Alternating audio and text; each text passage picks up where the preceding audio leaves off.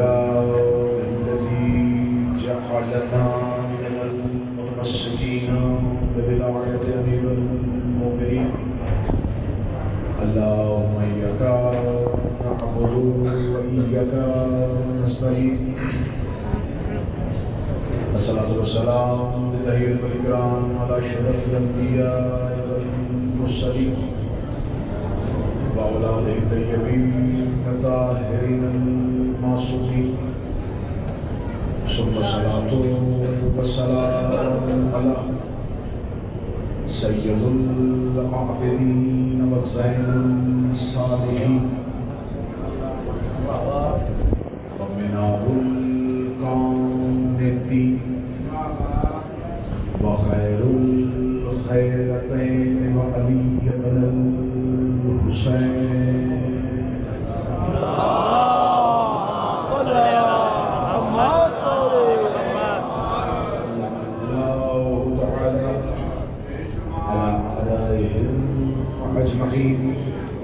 أما بعد فقد قال سبحانه وتعالى في كتابه المجيد وفرقانه الحميد. بسم الله الرحمن الرحيم. وما خلقت الجن والإنس إلا ليعبدون. مقدر السلام. اللهم صل على محمد. دعائے مالکان کربلا، ظاہرین کربلا، مبارسان کربلا کے روبرو پیش ہونا قبول منظور. یہ قدم جو راہ حق کی طرف اٹھے ہیں، ان قدموں کو ہمیشہ استقامت نصیب فرمائے. جن نگاہوں نے اپنی منزل حسین کو چنا ہے، ان کا انتخاب ہمیشہ حسین ہی ہے. میرا مولا جو نہیں آ سکے ان کے لیے اسباب مہیا فرمائے. جو آ چکے ہیں انہیں یہ سعادت زندگی کے ہر سال نصیب فرمائے. ہمیں زیارت حسین کے ساتھ معرفت حسین وارث زمانہ کے ظہور میں تاجیل فرمائے. دعاؤں کی قبولیت کے لیے ممکنہ حد تک بلند سلوات فرمائے.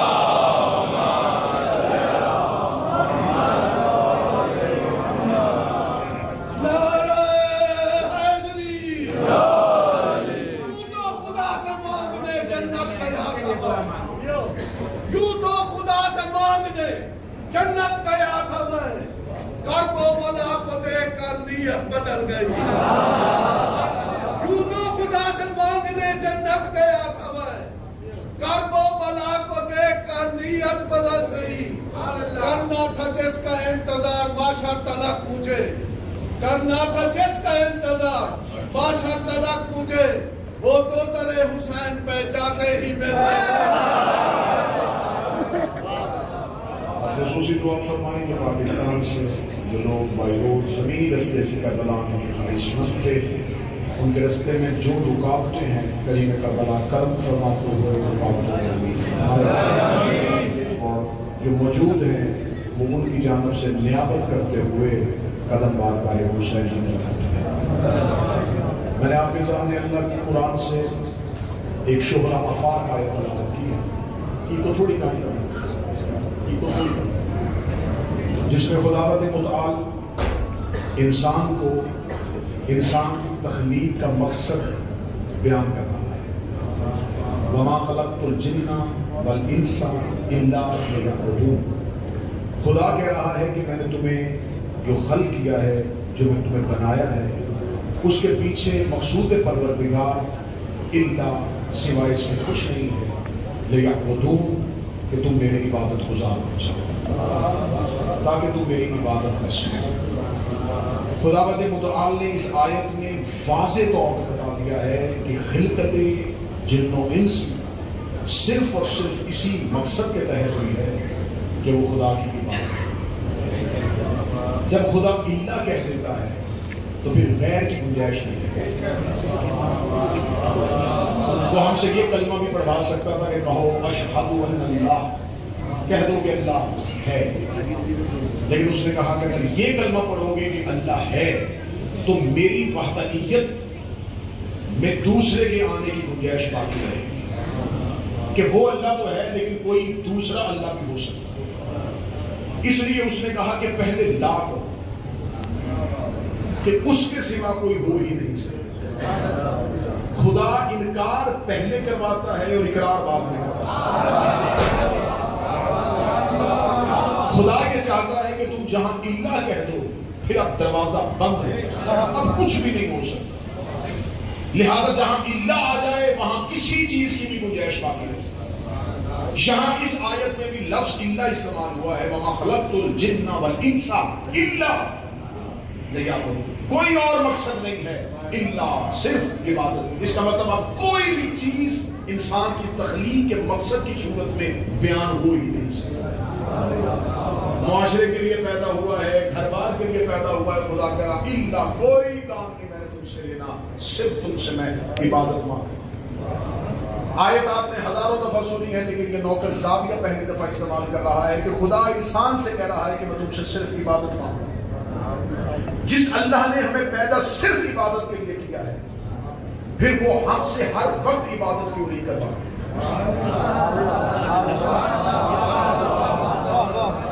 خدا قرآن میں یہ دعویٰ کر رہا ہے کہ میں نے تمہیں پیدا صرف عبادت کے لیے کیا ہے. پیدا ہم صرف عبادت کے لیے ہوئے ہیں, لیکن فجر کے بعد ظہرین تک انسان اپنے مقصد سے نکل گیا. ظہرین سے لے کے مغربین تک پھر انسان اپنے مقصد سے نکل گیا. نمازوں کے درمیان وقفہ رکھ کے خدا نے بتا دیا ہے کہ میں ہر لمحہ عبادت کروانا نہیں چاہتا. اگر خدا ہر لمحہ عبادت کروانا چاہتا تو پھر خدا کہہ دیتا کہ مجھے ہر گھڑی تمہاری عبادت چاہیے, ہر لمحہ تمہاری عبادت چاہیے. لیکن وہ خدا کہتا نہیں, فجر کی 2 رکعت پڑھو, اس کے بعد ظہر کے لیے آ جانا, پھر عصر کے لیے آ جانا. میرے مالک تم نے قرآن میں کہا ہے کہ ہمیں خلق صرف عبادت کے لیے کیا ہے, ہم سے ہر لمحہ عبادت کروا نہیں رہا. رمضان میں صرف 1 مہینے کے روزے واجب کیے ہیں, حج تم نے زندگی میں 1 دفعہ واجب کیا ہے, زکات سال میں 1 دفعہ دی جاتی ہے, اور ہمیں قرآن میں نمازوں کا 5 دفعہ حکم دیا ہے. اور تو کہہ رہا ہے کہ میں ہر لمحہ تم سے عبادت چاہتا ہوں. تو میرے اللہ یہ جو ہم عبادت کر رہے ہیں, تو نے اگر ہمیں صرف عبادت کے لیے پیدا کیا ہے تو اس کا مطلب ہے کہ عبادت تو ہم ہر لمحہ نہیں کر سکتے. عبادت تو 1 لمحے کے لیے ہوتی ہے. اگر فجر پڑھیں گے تو ظہرین تک عبادت سے نکل گئے. تو میرے مالک تو ہم سے ہر لمحہ عبادت مانگ رہا ہے, لیکن ہمیں ہر لمحہ عبادت واجب کیوں نہیں کی؟ اس کا مطلب ہے جسے بندے عبادت سمجھ کے اللہ کی بارگاہ میں بھیج رہے ہیں, خدا وہ ان سے مانگ ہی نہیں رہا, اور جو خدا مانگ رہا ہے وہ بندے خدا کو دے ہی نہیں رہے.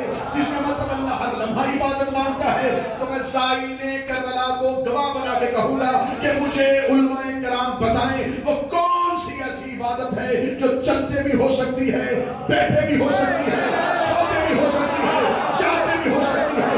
اگر تمہارے پاس کوئی ایسی عبادت نہیں ہے, پھر قرآن کی یہ آیت تم سے مانگ رہی ہے کہ ایسی عبادت لے کے آنا جس کے لیے تمہیں خلق کیا ہے, جس کے لیے تمہیں زمین پہ بھیجا ہے, جس کے لیے تمہیں انسان بنایا ہے. اس کا مطلب کوئی عبادت ہر لمحہ کسی مذہب کے پاس نہیں ہے جو ہر لمحہ کی جا سکتی ہو. مدینے کی مسجد تھی, آخری زینے پہ رسول بیٹھے ہوئے تھے, سامنے سے صحابی اٹھا, اس نے کہا یا رسول اللہ, اللہ ہم سے ہر لمحہ عبادت مانگ رہا ہے, وہ عبادت کون سی ہے جو ہم ہر لمحہ کریں؟ رسول نے مجمع میں نگاہ دوڑائی, نظر رحمت وہاں پہ رک گئی جہاں پہ مطالب کا بیٹا علی بیٹھا تھا.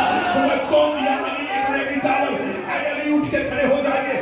علی اٹھ کے کھڑے ہوئے, رسول نے مجمع کی طرف دیکھا, حبو علی عبادت.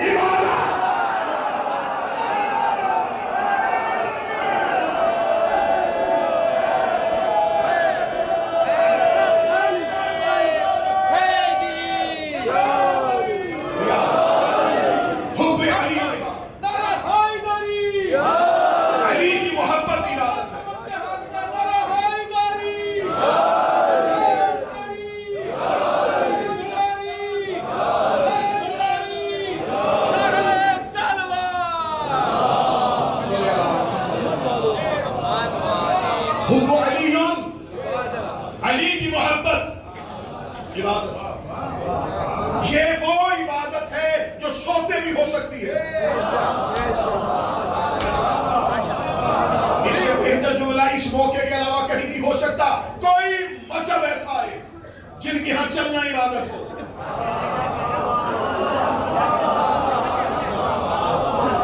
کسی مذہب کے ہاں صرف چلنا عبادت نہیں, لوگ چلنا صحت کو کہتے ہیں. پیدل چلو تاکہ صحت مند رہو. یہ وہاں مذہب ہے، مکتب ہے جہاں کہتے ہیں کربلا آ کے پیدل چلو تاکہ اطاعت گزار رہو. کسی مذہب میں پیدل چلنے کی عبادت سے تعبیر نہیں کیا گیا. بلکہ میں یہاں یہ لفظ کہوں تو یہ اچھا ہوگا جو کام لوگوں کی پیشانیاں نہیں کرتی وہ ظاہر کے پاؤں کرتے ہیں.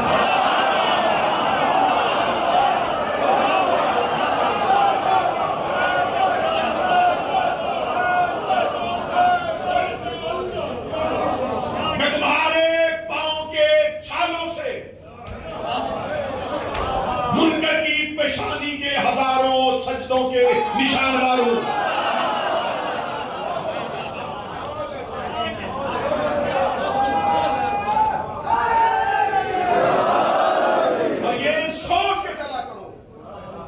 یہ صرف چھالے تمہارے پاؤں پر نہیں ابھرتے، بہت سے دلوں پہ چھالے پڑتے ہیں.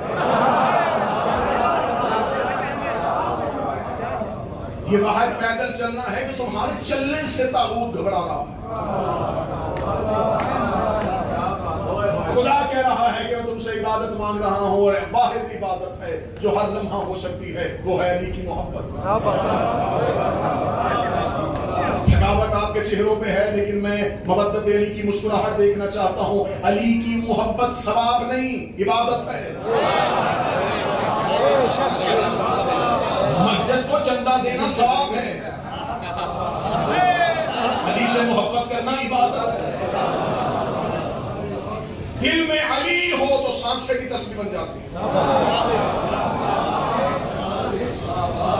اور اگر دل میں علی کی محبت نہیں تو لا کی عبادت گزار سجدے کسی خدا کی بارگاہ میں قبولیت کے درجے پہ نہیں پہنچے. اگر دل میں علی نہ ہو تو عبادتیں ضائع ہوتی ہیں. صرف ضائع نہیں ہوتی، عبادتیں حرام ہو جاتی ہیں. میں نے حرام کہا تو چند چہرے پریشان نہ ہو، عبادت حرام ہے سوائے علی کی محبت. علی کے بغیر عبادت حرام ہے، حرام ہے، کیونکہ بغض علی ہے نجاست.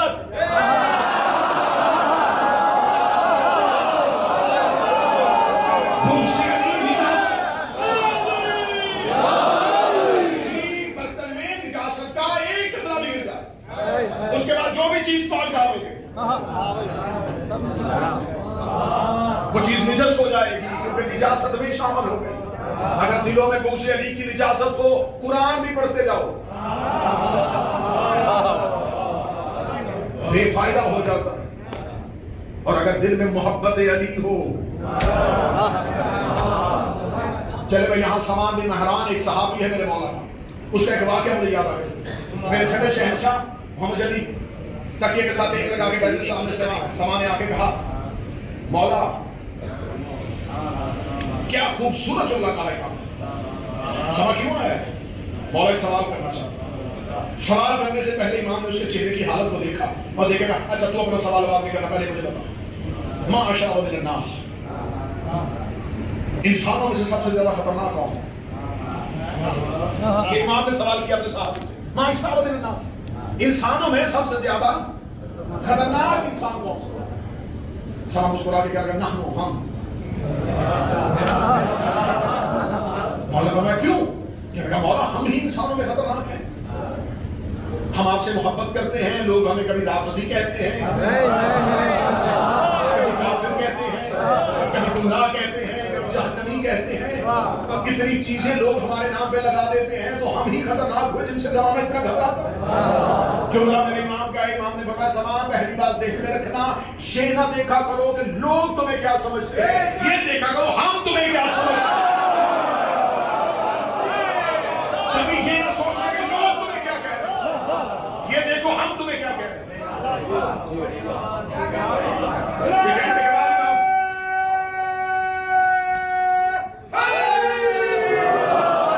یہ کہنے کے بعد امام نے فرمایا سما بتا لوگ عبادت کیوں کرتے ہیں. فرمایا مولا جہنم کا خوف اور جنت کا لالچ. مولا کہتے ہیں سما میں اس رب کی قسم کھاتا ہوں جس نے مجھے امام بنا کے زمین پہ اتارا، تم میں سے 10 بھی جہنم میں نہیں جائیں گے سر نہیں ہلائیے گا، زبان سے بات کریں، تم میں سے 10 بھی جہنم میں لے جائیں۔ میں کہا مولا 10؟ فرمایا اللہ خمسہ، 5 بھی نہیں جائیں۔ اور امام نے آخر میں آگے کہا مجھے قسم ہے ربوبیت کی اور بعد میں اپنی امامت کی، تم میں سے ایک بھی جہنم میں تم میں سے ایک بھی جہنم میں نہیں۔ اور ساتھ ہی مولانا نے اگلا جملہ کہا لیکن اپنے تقوی کے ساتھ ہمارے دشمن کو اذیت دیتے رہنا۔ لیکن اپنے تقوی کے جہنم ہم تمہیں نہیں جانے دیں گے، جہنم میں تم نہیں جاؤ گے، لیکن اپنے تقوی کے ساتھ ہمارے دشمنوں کو اذیت دیتے رہنا، ان کی کمر کو توڑتے رہنا۔ اللہ نے صرف جنت بنائی تھی۔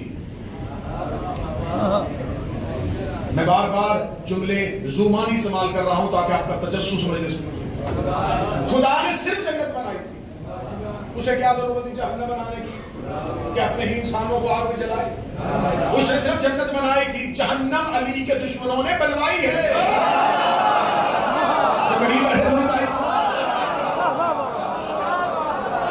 جسے تم عبادت سمجھتے ہو اللہ وہ عبادت مانگ ہی نہیں رہا۔ اگر علی نہ ہو کوئی عبادت فائدہ نہیں۔ میں اس کو ثابت کروں گا، ابھی ممبر سے ثابت کروں گا، سوائے حب علی کے عبادت قبول ہی نہیں۔ معصوم سے کسی بندے نے پوچھا مولا عبادت کسے کہتے ہیں؟ فرمایا اصل عبادت ہے ہماری معرفت۔ آج لوگ عبادت کیوں کرتے ہیں؟ وہ کہتے ہیں ہم عبادت کرتے ہیں تاکہ ہم جنت میں چلے جائیں۔ تو میں اس پڑھے لکھے ذہین مجمع سے پوچھتا ہوں اگر تم عبادت جنت کے لالچ میں کرتے ہو تو پھر مجھے بتاؤ فرشتے عبادت کیوں کرتے ہیں جبکہ وہ رہتے ہی جنت میں؟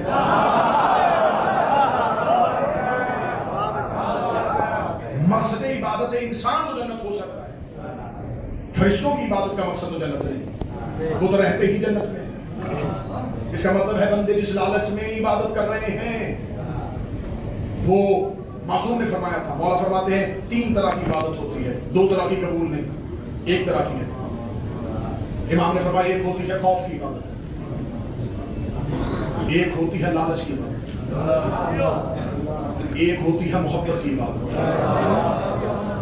اور اسی جملے کے لیے علی نے فرمایا تھا میرے اللہ میں تیری عبادت تیرے جنت کے لالچ میں نہیں کرتا،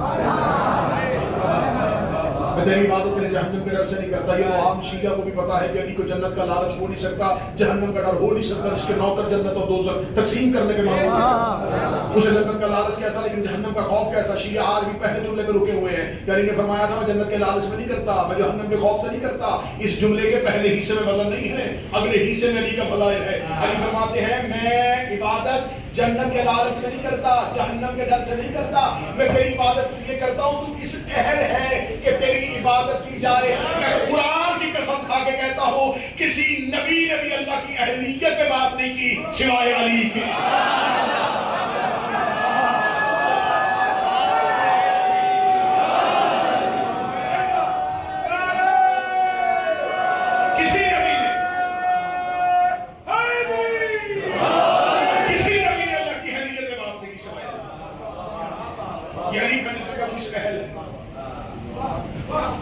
جب استاد کے سامنے پیپر آتا ہے تو وہ اس قابل ہوتا ہے کہ وہ فیصلہ کر سکے کہ یہ بچہ اس اہل ہے کہ نہیں۔ اہلیت کو ہمیشہ وہی جانتا ہے جو اہلیت کے اوپر قادر ہو۔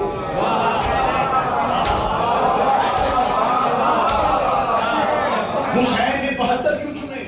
کیسے پورے عرب کے خطہ میں 72 تھے، حسین وہ لے کے آئے جو اہل تھے۔ کربلا سارے ہی کیوں نہیں آ گئے؟ حسین نے وہ بلائے جو اہل تھے۔ مخلوق کی اہلیت کو جاننا اور خالق کی اہلیت کو جاننا۔ علی کہہ رہے تو اس اہل ہے کہ تیری عبادت۔ مولا عبادت کی کیوں جاتی ہے؟ فرمایا تاکہ اللہ تمہیں اپنی عبادت کے ذریعے ہماری معرفت۔ وہ تم سے اپنی عبادت نہیں مانگ رہا، ہماری معرفت مانگ رہا، کیونکہ اس کی حسرت تھی کہ وہ پہچانا جائے۔ کن تو کنزن مخفیا، وہ چھپا ہوا تھا، محبت تو اس کی محبت تھی، اس کی خواہش تھی، اس کی چاہت تھی کہ میں پہچانا ہوں۔ اس کی وہ چاہت ہم نے پوری کی۔ بالکل میت کے ساتھ رہنا، میں روحانیت والا مضمون سنانے لگا ہوں. معصوم فرماتے ہیں ہم نے اس کی چاہت پوری کی. اس کی چاہت تھی کہ وہ پہچانا. آل محمد صرف بندوں کی چاہت پوری نہیں کرتے،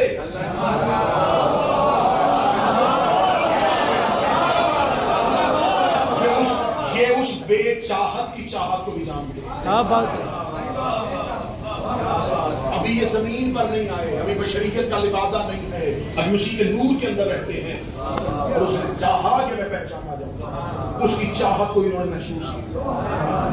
انہوں نے سب سے پہلے اس کی چاہت پوری کی تاکہ وہ پہچانا. اب یہ زمین پر آئے ہیں اس کی پہچان کرنا. یہ زمین پر اللہ کی پہچان، اس لیے یہ حجت کہا جاتا ہے. حجت ہوتی ہے دعوے کی دلیل. اللہ دعویٰ ہے، 14 دلیل ہے. آج پوری دنیا کے کروڑوں مسلمان کلمہ پڑھتے ہیں، اشہد ان لا الہ الا اللہ، میں گواہی دیتا ہوں کہ وہ ہے. تم یہ گواہی دے ہی نہیں سکتے، کیونکہ گواہی وہ ہوتی ہے جو حواس خمسہ سے گزرے.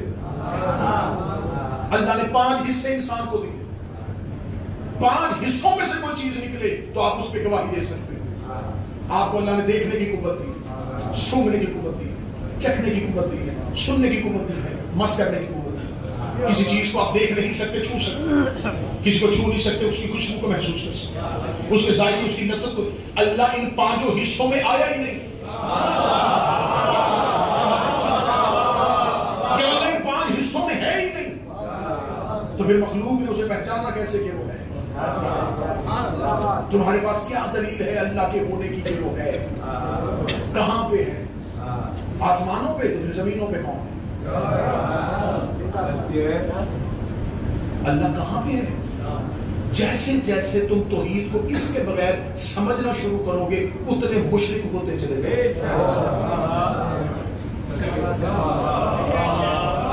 اہل بیت کے بغیر اللہ سوچ کے دکھا.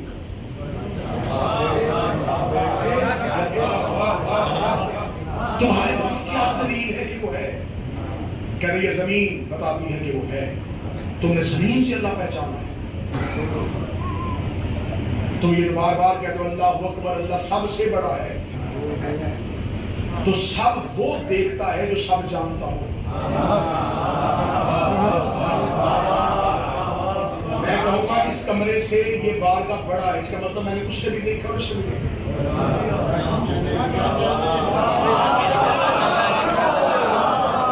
اگر تم نے کہا ہے کہ اللہ سب سے بڑا ہے تو تمہاری نظر اس سب پہ گئی ہے. کیا تم سب جانتے ہو؟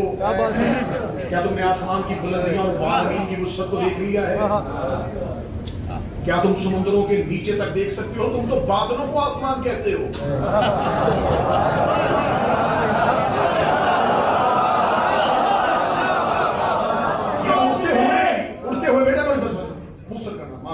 یہ اڑتے ہوئے دھواں تم اسے آسمان سمجھتے، یہ تو بادل ہے. ان بادلوں کے اوپر سے تو تم فلائٹ لے کے یہاں پہنچے ہو. جس دھوئیں کو تم آسمان سمجھ رہے ہو یہ دھواں ہے، یہ بخارات ہیں. کیا تم نے آسمان کی وسعتیں دیکھ لی؟ کیا ساتوں آسمان کو جانتے ہو؟ کیا زمینوں کی تہہ کے اندر چلے گئے ہو؟ تو پھر تمہیں کس نے کہا ہے کہ تم یہ دعویٰ کر سکو کہ وہ سب سے بڑا ہے؟ اس کا مطلب یہ دعویٰ کسی اور نے کیا تھا جو سب جانتا ہے.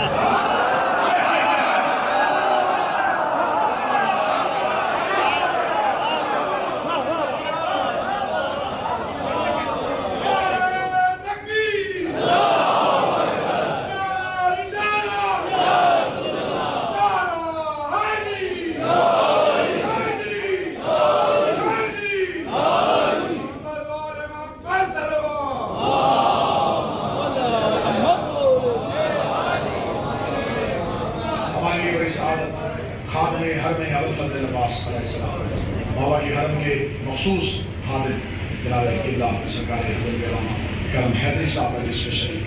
یقیناً ان کا وجود بابرکت جو ہے اس مجلس میں مجھے ایسے حقیق کے لیے مزید تقویت کا باعث ہے. اس کا مطلب ہے تم نے سب دیکھے ہیں.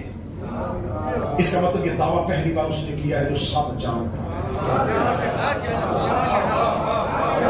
کسی نے کہا تھا کہ وہ سب سے بڑا ہے. ہم نے دیکھا نہیں، ہم نے اس کے دعوے کو دیکھا. اس نے کہا وہ سب سے بڑا ہے، سب نے کہنا چپ کر دیا وہ سب سے بڑا. اس نے کہا وہ ہے، ہم سب نے کہا وہ ہے. اس کا مطلب ہمارے عقیدہ توحید 14 کی ہے پہ کھڑا ہے.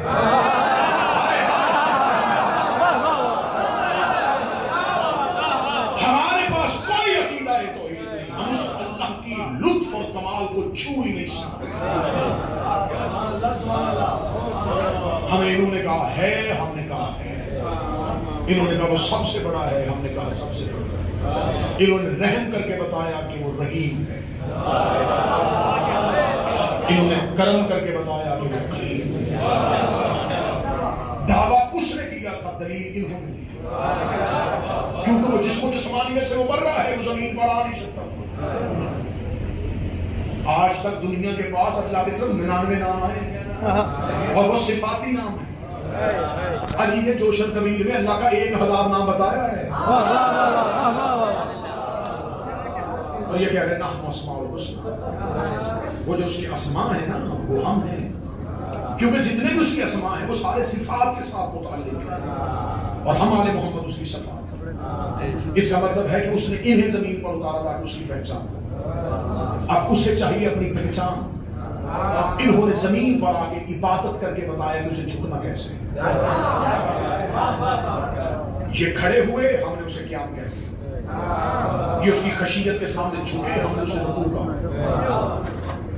انہوں نے اس کے نعمتوں کے شکر کے لیے پیشانی زمین پر رکھی، ہم نے اسے سجدہ کیا. ان کے فعل کو ہم اپنی عبادت کہتے ہیں. تقریر خشک نہ ہو جائے، یہ جو کرتے رہے ہم اسے عبادت کریں. ان کا قیام ہماری عبادت، ان کا رکوع ہماری عبادت. ہمارے پاس عبادت کی کوئی تصویر نہیں ہے، نہ اس نے ہمیں نماز کا پریکٹیکل قرآن میں بتایا ہے. اس نے بتایا ہی نہیں کہ مجھے جھکنا کیسے ہے، انہوں نے بتایا ہے مجھے جھکنا کیسے ہے. اس کا مطلب ہے زمین پر ہے اس کی پہچان کروائی. اب جب انہوں نے اس کی پہچان کروائی ہے تو ان کے بغیر وہ اپنی عبادت قبول ہی نہیں کرے. یہ اللہ اور اہل بیت کے درمیان معاہدہ طے پا گیا ہے. اے آل محمد، کوئی تمہیں چھوڑ کے میرے پاس آئے گا میں جھکنے نہیں دوں گا. انہوں نے کہا کوئی تجھے چھوڑ کے ہمارے پاس آئے گا ہم رکنے نہیں دیں گے.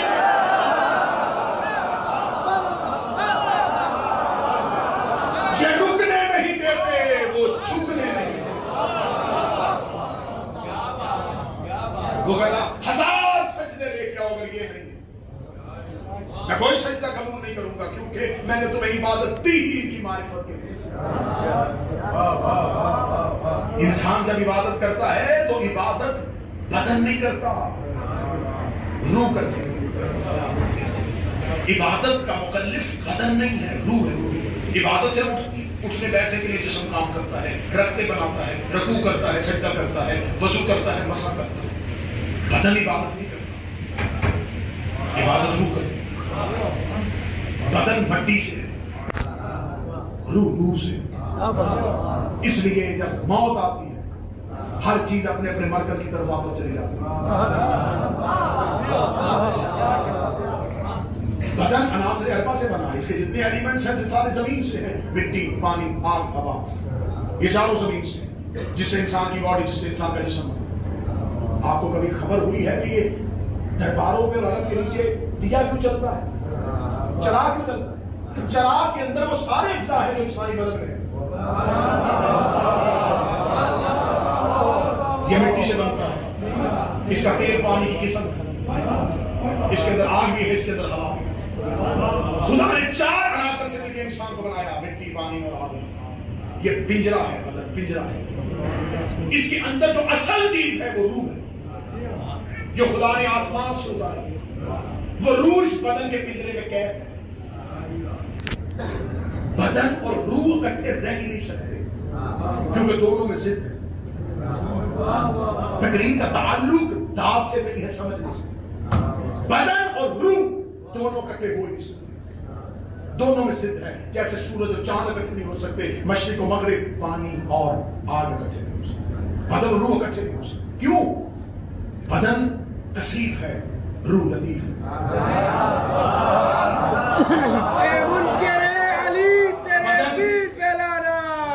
بدن فانی ہے، روح باقی.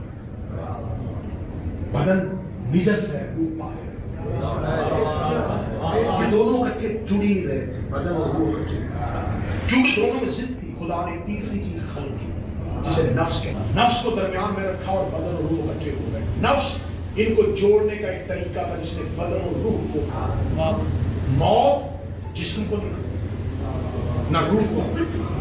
جب موت آتی ہے روح پرواز کر جاتی ہے. جسم زمین پر موجود ہوتا ہے، آنکھیں ہوتی ہیں، دیکھ نہیں رہا، کان ہے، کان ہے، بول نہیں رہا، پاؤں ہے، حرکت نہیں کر رہا. کیوں؟ جسم تو ہے، کر کیوں نہیں رہا؟ موت روح کو نہیں آئی. ذائقہ موت کا روح نہیں چکتی.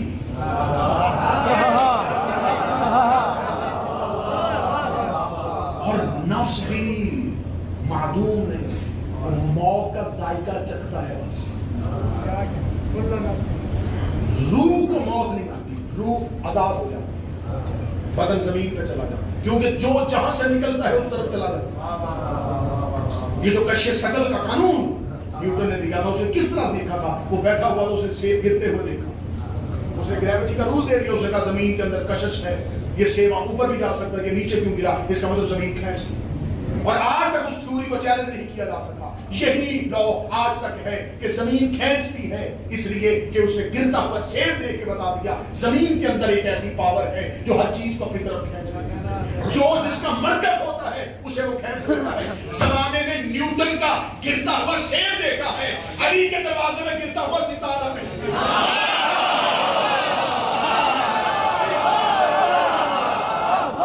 جو چیز جہاں سے ہوتی ہے،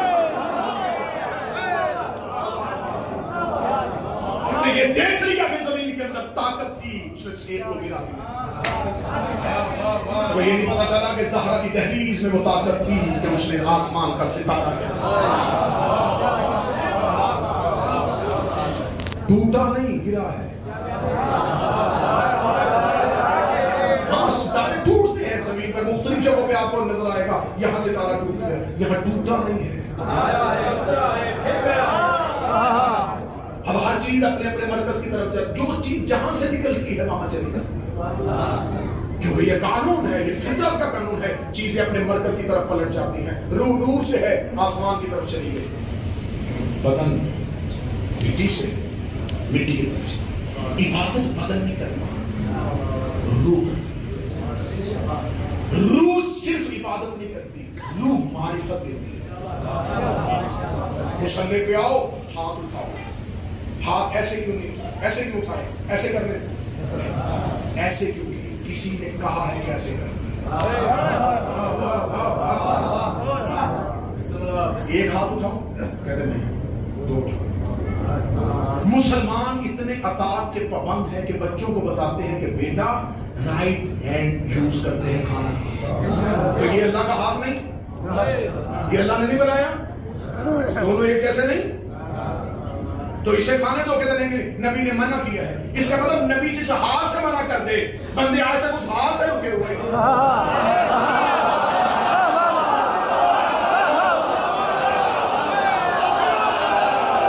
لیکن حد ہو گئی ہے. تمہیں نبی نے جس ہاتھ سے روکا تھا تم نے وہ ہاتھ روک لیا. نبی نے جس دروازے سے روکا تھا.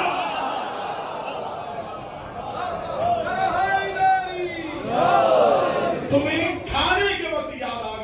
دائیں ہاتھ سے کھانا، تمہیں رسول کا کھانے والا ہاتھ یاد رہا، قبیل والا ہاتھ یاد نہیں رہا. جب تم اللہ اکبر کہو گے تو پتا چل جائے گا کسی نے کہا تھا کہ یہاں ہاتھ رکھو، کسی نے کہا تھا الحمد پڑھ لی.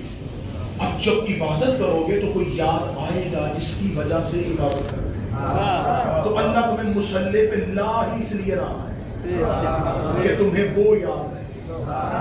ورنہ ہماری بات اس قابل کہاں کہ وہ قبول کرے. وہ ہمیں مصلی پہ لاتا ہی ان کے لیے تاکہ تمہیں. اور وہ عبادت کس نے کرنی ہے؟ بدن نے نہیں. بدن سے اٹھنا بیٹھنا، وہ جو معرفت کو جو لائف دینی ہے وہ کس نے دینی؟ ارادہ کس نے بنانا ہے؟ نفس. نفس ارادہ بناتا ہے. بدن حرکت کرتا ہے، روح لائٹ اور معرفت دیتی ہے۔ تین چیزیں اکٹھی ہو گئی بات ہے۔ آپ نے ارادہ کیا کہ میں نے یہ کرنا ہے، اس کا مطلب پہلے ارادہ ہوا۔ ارادہ روح نہیں کرتی، ارادہ نفس کرتا ہے۔ اللہ نے نفس تک شیطان کو رسائی دی ہے۔ شیطان نمازیوں کے مصلی چوری نہیں کرتا،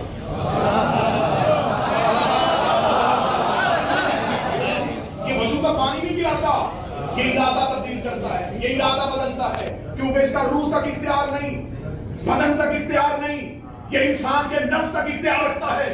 خدا کے دم نفس کے آدھے حصے تک شیطان کا اختیار رکھا ہے، آدھے حصے تک شیطان آئے گا اور یہاں آ کے تمہارے ارادوں کو بدل دے گا۔ تم ارادہ کرتے ہو، یہ ارادہ تبدیل کر دیتا ہے، تمہیں گناہ کی طرف لے کے جاتا ہے، تمہیں نیکیوں سے پیچھے ہٹاتا ہے، یہ ارادہ تک پہنچتا ہے۔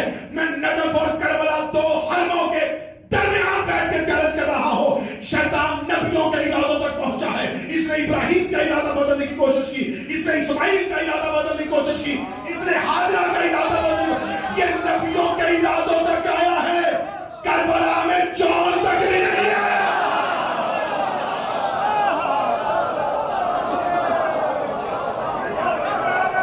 یہ جون تک بھی نہیں آیا،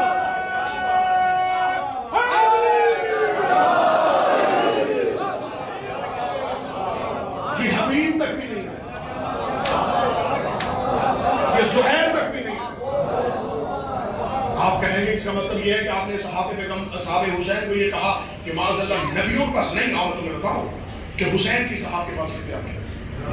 ابھی آپ سوچ رہے ہیں کہ یہاں سے مجلس ختم ہوگی، میرا ارادہ ہے کہ ابھی پیدل ابھی مشین شروع کروں، ایک گھنٹے تھوڑی دیر سوؤں گا۔ اس کا مطلب آپ کے ارادے میں سب کچھ ہے، وجود میں نہیں ہے۔ جو ہی اپنے ارادے کو وجود دیا، اب وہ چیز آپ کے اختیار میں آ گئی۔ آپ نے چلنا شروع کیا تو ارادہ تھا کہ چلیں گے، ابھی مجلس کے بعد مشین سٹارٹ کر دیں گے، ارادے میں تھا چلے، وجود آیا تو اختیار آیا۔ اب یہ میں عارف چہروں سے دعوت دینے لگا، کربلا میں جون، حبیب، زہیر، حسین کے ارادے کا نام نہیں، حسین کے اختیار کا نام ہے۔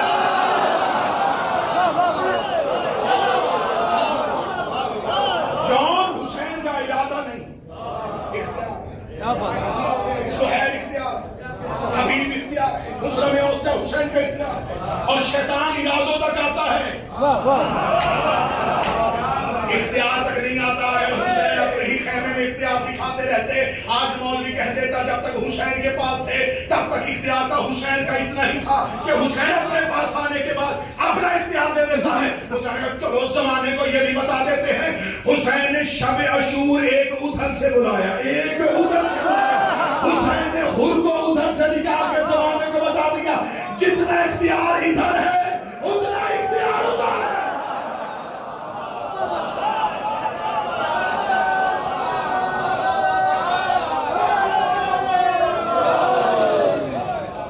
نفس ارادہ دیتا ہے، بس عبادت کا مفہوم سمجھاؤں اور یہی پہ زحمت ہے تمام۔ بدن ترکیب بناتا ہے، روح معرفت دیتی ہے، نفس ارادہ کرتا ہے۔ ایک انسان بستر پہ سو رہا تھا، قرآن نے قبلہ تشریف فرمایا ہے، میں تائید دوں گا، قرآن خدا سورہ زمر میں ارشاد فرما رہا ہے، خدا کہتا ہے جب تم سوتے ہو تمہاری نیند موت سورہ ہے، چھوٹی موت ہے تمہاری نیند، کیونکہ نیند موت کی عارضی کیفیت کا نام ہے۔ جب تم سو جاتے ہو تمہارے بدن سے روح آزاد ہوتی ہے، روح آزاد ہو کے آسمان پہ نہیں جاتی، زمین پہ جاتی، نفس عالم بالا میں چلا جاتا ہے۔ خدا سورہ زمر میں کہتا ہے کہ پھر جن نفسوں کو ہم روکنا چاہتے ہیں انہیں ہم آسمانوں پہ روک لیتے ہیں، جن کو ہم آسمان پہ روک لیتے ہیں زمین پہ اسے موت کہا جاتا ہے۔ کیوں؟ نفس آزاد ہوا، یہ آسمان پہ گیا، خدا نے اس نفس کو زمین پہ بھیجا نہیں۔ انسان پہ سوتے ہوئے موت آئی ہوگی کیونکہ نفس واپس نہیں آیا، بدن تھا نفس نہیں، موت نفس کو آئی، روح تو آزاد ہے، روح تو طائر لاہوتی ہے نا، وہ تو پرندہ ہے جو بدن کے پنجرے میں قید ہے، اس نے آزاد ہونا، موت نفس کو آئی۔ انسان بستر پہ لیٹا ہوا تھا، مچھر نے کان میں کاٹا، وجود حرکت نہیں کر رہا کیونکہ نہ روح نہ نفس، بدن کو تکلیف ہوئی، روح نے محسوس کی۔ لیکن روح نفس کے بغیر بدن میں جا نہیں سکتی. روح نے فوراً نفس کو بلایا کیونکہ روح زمین پہ تھی, نفس آسمان. روح زمین پہ تھی, نفس آسمان. روح طاقتور ہے, نور ہے, لیکن طاقتور اور نور ہو گئے زمین پہ. نفس آسمانوں پہ, نفس آسمانوں پہ روح سے پہلے چلا جاتا. نفس آسمانوں پہ روح سے پہلے چلا جاتا. نفس آسمانوں پہ روح سے پہلے چلا جاتا. یہ جملہ پڑھ کوئی اور رہا ہوتا میں وہاں بیٹھ کے سنا ہوتا, پھر میں اگلا جملہ اس کو پڑھنے نہ دیتا اور یہیں پہ لطف لے لیتا. روح زمین پہ ہوتی ہے اور نفس قرآن کہتا ہے آسمانوں پہ چلا جاتا ہے. زمانے کو بھی پتہ نہیں چلا, شب معراج روح ابھی زمین پہ تھی. نفس پردے کے پیچھے بول رہا تھا کہ بھائی بھائی سے پہلے نہیں گیا, نفس روح سے پہلے چلا گیا.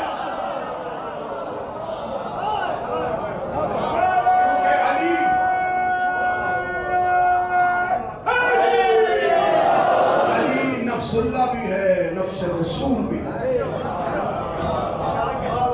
علی اللہ کا نفس ہے, علی اللہ کا ارادہ ہے. اللہ کے ہاں کیفیت مانو گے عقیدہ توحید خطرے میں چلا جائے گا. فضائل علی سن کے عقیدہ توحید نہ بدلا کرو. اور میں عقیدہ توحید کے محافظوں سے ایک درخواست کرنا چاہتا ہوں, آپ کو توحید کی فکر کرنے کی ضرورت نہیں. آپ توحید پہ پہرا دینا چھوڑ دیں جب تک علی کی پیشانی پہ سجدے کا نشان موجود ہے. بڑی محفوظ ہے اللہ کی توحید, بڑی محفوظ ہے اللہ. پیشانی پہ سجدے کا نشان بتا رہا ہے کہ بدن کو تکلیف ہوئی, روح نے محسوس کی, روح نے نفس کو. آخری صدر اس میں گفتگو نفس زمین پہ ہے. فوراً نفس نے بدن پہ واپس پلٹا, روح کو پلٹایا اور نفس نے ہاتھ کو حکم دیا کہ مچھر کو ہٹا. تکلیف بدن کو تھی, روح نے نفس کو بلایا. روح خود بھی آ سکتی تھی لیکن مدد ہو نہیں سکتی تھی کیونکہ نفس حاکم تھا بدن پہ. اس لیے روح نے اپنے آنے سے پہلے نفس کو بلایا. روح طاقتور تھی لیکن روح نے مدد کے لیے نفس کو بلایا. روح طاقتور تھی لیکن روح نے نفس کو بلایا. روح طاقتور تھی لیکن روح نے مدد کے لیے نفس کو بلایا. روح خیبر میں تھی, نفس مدینے میں تھا.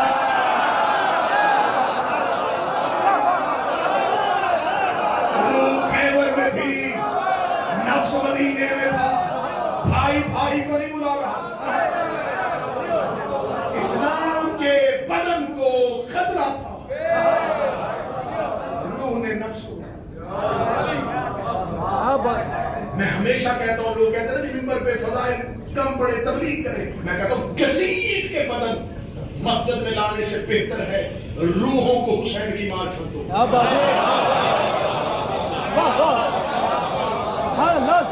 صدیوں سے کھوکھلے بدن مسجدوں میں اکٹھے کیے جا رہے ہو, کھوکھلے جسموں کو مسجدوں میں لے کے آ رہے.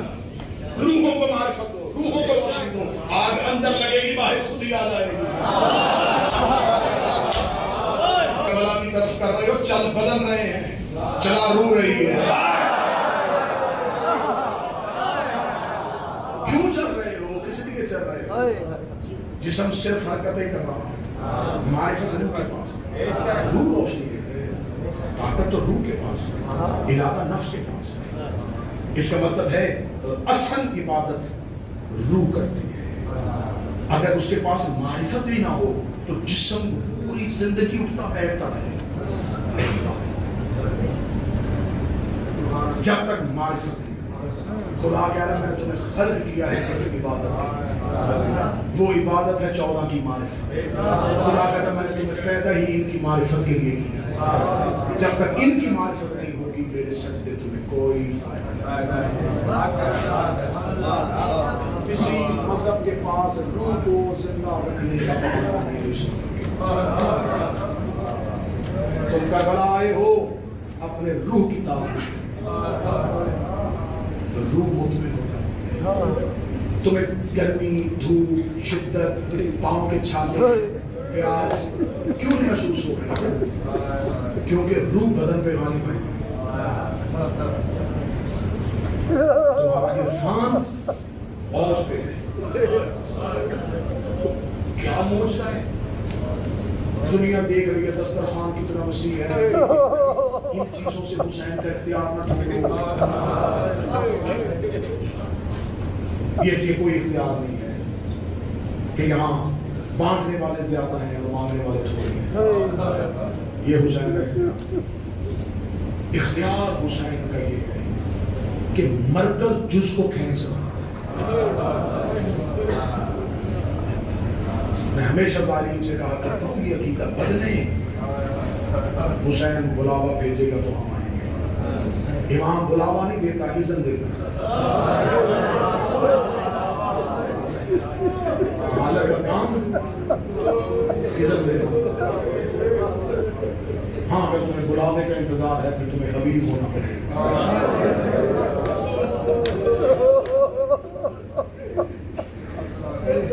इज़्न हुसैन था, मालिक का हुक्म था कि ये नौकर इस साल आएगा।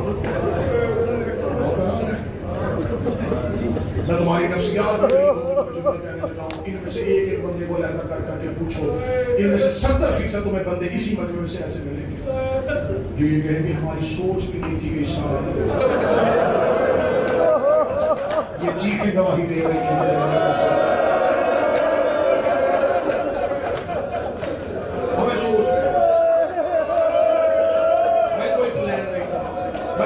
सोच रही बस अचानक प्रोग्राम बना, नहीं अचानक प्रोग्राम नहीं बना, हुक्म इमाम आ गया था। मुझे ये नौकर करबला में चाहिए। वो खुशकिस्मत हो ये किस्मत के धनी लोग बैठे हैं। मोहम्मद शाह ये चुने हुए लोग बैठे। ये मैं उस मजमे से मुखातब हूँ जिन्हें हुक्म हुसैन ने दिया है, फरिश्त अब्बास ने बनाई है।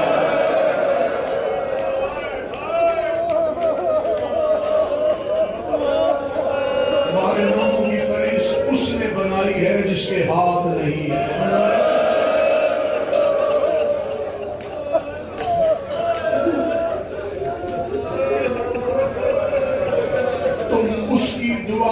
खल्क हुए हो जिसके लिए दुआ के लिए हाथ उठता ही नहीं था। तुम पहलू पे हाथ रखने वाली बीवी की दुआ हो। तुम 3 दिन के भूखे प्यासे बेखता मारे जाने वाले की हसरत हो। ऐसे रोड पे जाते हो, पता ही नहीं चलता कि किस लम्हे रोड पे रश होगा। कोई कहता नहीं दिन को ज्यादा लोग चलते हैं, कोई कहता रात को चलते हैं। ऐसे लगता है जैसे जिस्म दौड़ रहे हैं उसे। जगह जगह आदमी नजर आ रहा है, इधर से कोई चल रहा है, कोई इधर से चल रहा है, कोई बेटी लेके आया है, कोई बच्चे लेके आया है, कोई माँ लेके आया है, कोई अकेला चल रहा है, कोई प्यासे चल रहा है, कोई भूखा चल रहा है। जमीन पर मैं जुमला पढ़ने लगा हूँ, काश मेरे बस में ना होता मैं जुमला पढ़ता। जितने तुम आज हुसैन से मिलने आए हो, 61 हिजरी में इतने हुसैन को मारने आए हो। लाखों ने मारा मोहम्मद को।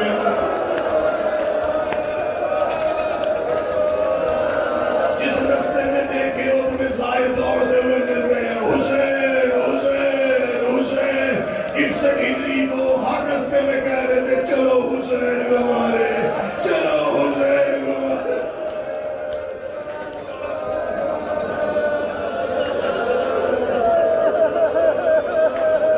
और यहाँ से 70 किलोमीटर दूर एक गरीब टीले पे तन्हा बैठा कह रहा था कोई है।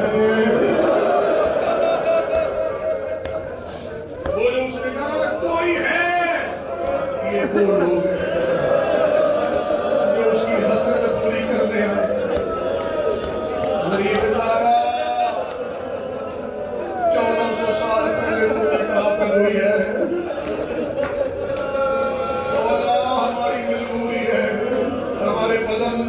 پر نہیں تھے. مولا ہم آ گئے. کتنے پہنچو گے؟ لاکھوں؟ تم کروڑوں پہنچ جاؤ حسین کے پاس. تم اربوں چلے جاؤ حسین کے پاس. لیکن سکینہ کا تماچا ایک تماچے کی قیمت نہیں ہو سکتی.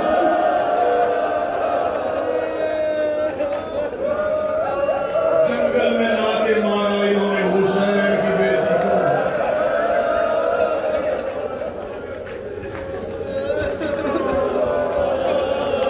کتنا مارا حسین کو مقتل خاموش.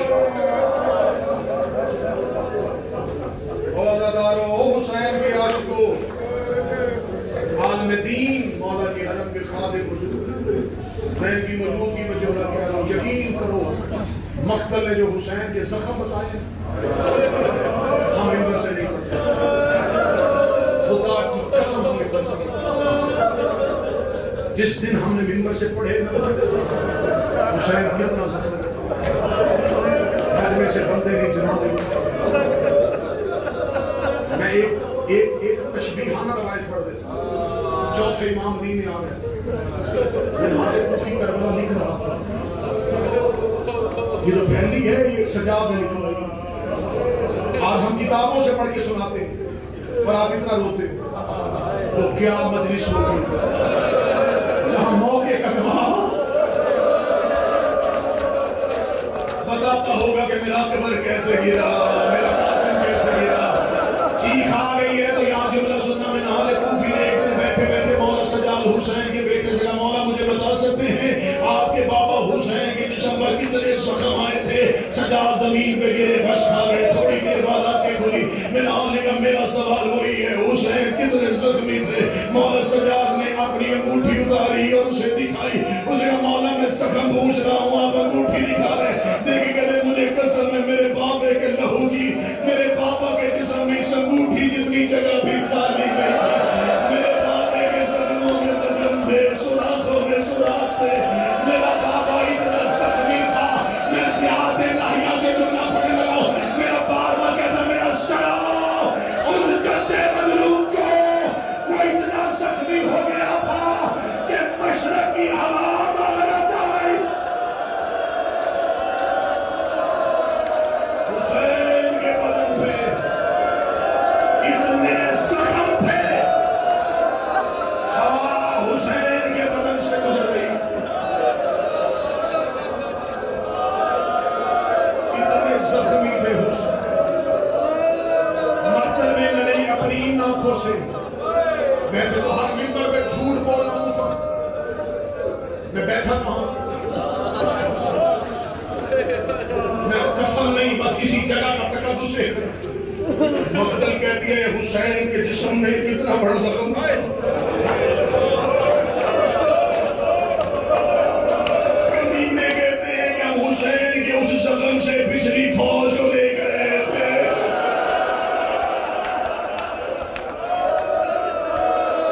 میں منبر پہ قسم کھا کے کہتا ہوں انہوں نے اکبر کو ایک نیزہ مارا تھا, حسین کا جسم نیزوں کے ساتھ.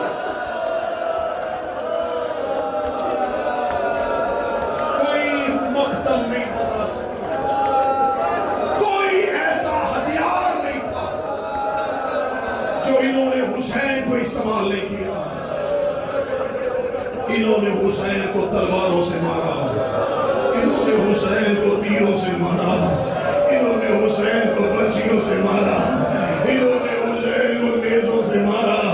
کوئی دل کا مریض بیٹھا کانوں پہ ہاتھ رکھنا, انہوں نے حسین کو لاٹھیوں سے مارا, انہوں نے حسین کو ہاتھوں سے مارا. جس کے پاس کچھ نہیں تھا وہ قلم ریت اٹھاتا تھا, غریب کے زخموں میں لگاتا تھا. زخمی کر دیا حسین.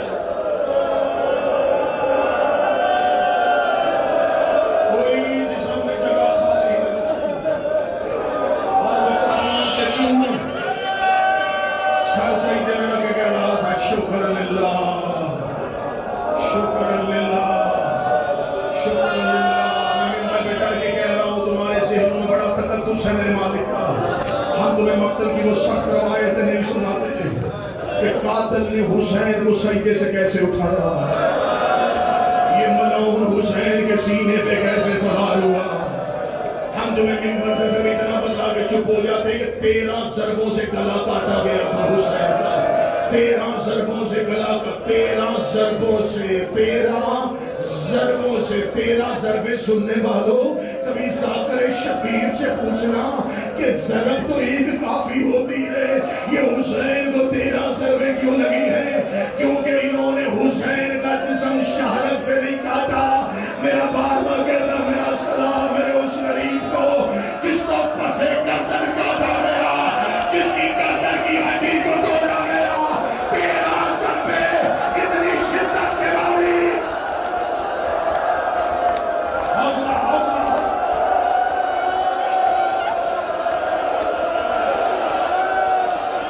میں کیسے نہ پڑھوں غریب کا سلام، تمہیں بتاؤں تو صحیح کتنا سا غریب ہے۔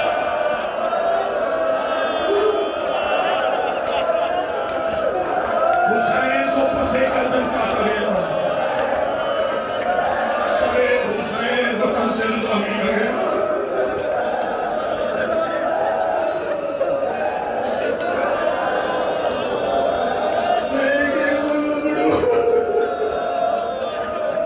نہیں برداشت کرو گے، تمہیں مولی نے ہاتھ جوڑ لیے، میں نہیں پڑھتا غریب زارہ کے سلام، میں نہیں پڑھتا گھوڑے سے کیسے گرا تھا، میں نہیں پڑھتا تھا کتنے قاتل واپس گئے، میں نہیں پڑھتا تھا شمر نے حسین کو کیسے مارا ہے۔ مختار سبری کے دربار میں ایک ملعون آیا ہے، مختار ایک ایک سے اس کا جرم پوچھ رہا تھا تاکہ مورخ لکھے کہ کس کس شقی القلب کو مختار نے مارا تھا۔ مختار نے تاریخ نویس بٹھائے ہوئے تھے، ایک شخص کو مختار کے دربار میں لایا گیا، کہا مختار یہ بھی حسین کے قاتلوں میں سے ہے۔ مختار نے کہا ملعون تو نے کسے مارا ہے؟ کہنے لگا میں نے کسی کو نہیں مارا، میں نے صرف حسین پر ایک ظلم کیا تھا۔ مختار کہتا مجھے وہ ظلم بتا، یہ کہتا مختار مجھے مار دے، مجھ سے ظلم نہ سنا۔ مختار نے کہا میں ہر ایک سے پوچھ رہا ہوں انہوں نے میرے مولا کو کیسے غریب کو تکلیف دی، ملعون مجھے بتا تو نے حسین کو کیا مارا تھا؟ یہ ملعون کہتا میرے پاس صرف ایک تیر بچ گیا تھا، حسین اکیلا رہ گیا تھا، حسین گھوڑے کی زین پہ زمین پر گر رہا تھا، میں نے گرتا ہوا حسین دیکھا،